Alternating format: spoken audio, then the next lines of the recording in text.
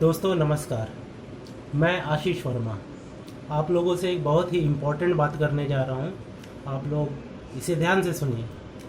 कल मैंने मोदी जी का भाषण सुना।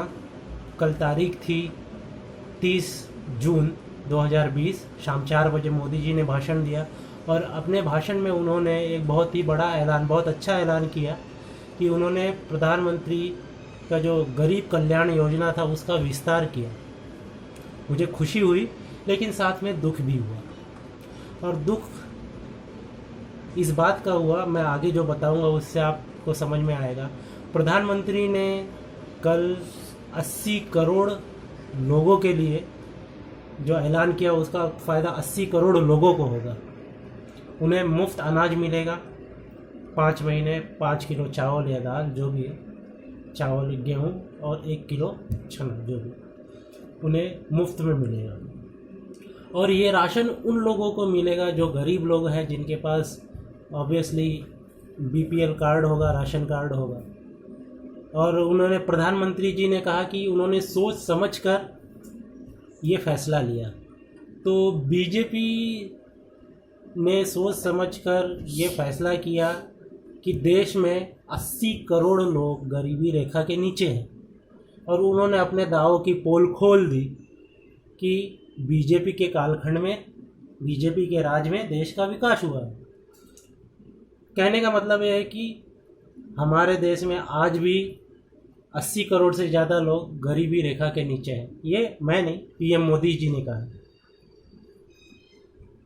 और दूसरी बात मैं ये कहना चाहूँगा, उन करोड़ों लोगों का क्या जिनके पास ये कार्ड नहीं है। आप और मेरे जैसे लोग जिनके पास बीपीएल का कार्ड नहीं है, ऐसे लोग क्या करते हैं भाई, दिन रात मेहनत करते हैं। और यकीन मानिए उन गरीबों से कम मेहनत नहीं करते हैं। ट्रेन में, बस में लटक के जाते हैं, काम करते हैं, मेहनत से पैसा कमाते हैं और उन मेहनत के पैसों से एक घर, फ्लैट या मकान, दुकान खरीदते हैं ताकि उनके बच्चों का भविष्य उज्जवल रह सके, और उसकी ईएमआई भरते हैं। और दूसरी तरफ क्या करते हैं, दूसरी तरफ वे ईमानदारी से टैक्स भरते हैं ताकि इन 80 करोड़ गरीबों को मुफ्त में राशन मिल सके और नेताओं और उनके बच्चों का घर परिवार अच्छे से चल सके। ऐसे लोगों को मिडिल क्लास इंसान कहा जाता है। इतना ही नहीं, अभी तक तो मोदी जी ने जो 20 लाख करोड़ का आर्थिक पैकेज जो उन्होंने ऐलान किया था वो कहाँ गई वो भी पता नहीं चला था। और उसके पहले मोदी जी वर्ल्ड टूर करके आए थे, फॉरेन डायरेक्ट इन्वेस्टमेंट लाने वाले थे इंडिया में। उसके पैसे कहाँ गए, ना आपको मिले ना हमको मिले। वो पैसे गए कहाँ पे। लॉकडाउन से पहले भी ऑटोमोबाइल सेक्टर और कई मैन्युफैक्चरिंग यूनिट्स लॉस में चल रही थी। नोटबंदी से इन्होंने दावा किया कि काला धन निकाला। काला धन कहाँ, कौन सा काला धन? जो आपकी और मेरे माँ बहनों ने घर में पैसे जमा करके, बचा करके रखे थे कि जैसे कुछ विपत्ति आ गई या लॉकडाउन जैसा समय आया है, इस समय वो यूज़ होता। बट मोदी जी ने वो भी निकलवा लिए। अब वो काला धन उसको कहा गया, और काला धन कहाँ गया भाई, उससे देश को क्या फ़ायदा हुआ कुछ पता नहीं चला। बीजेपी ने एक नारा दिया था, सबका साथ सबका विकास।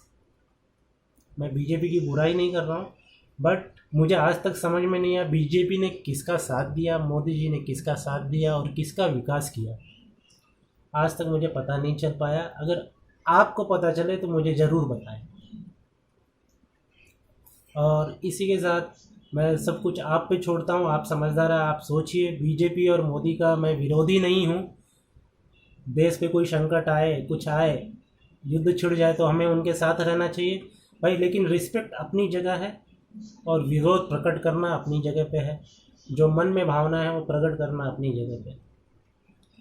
इसी के साथ मैं अपना वीडियो समाप्त करूँगा। जय हिंद, जय भारत।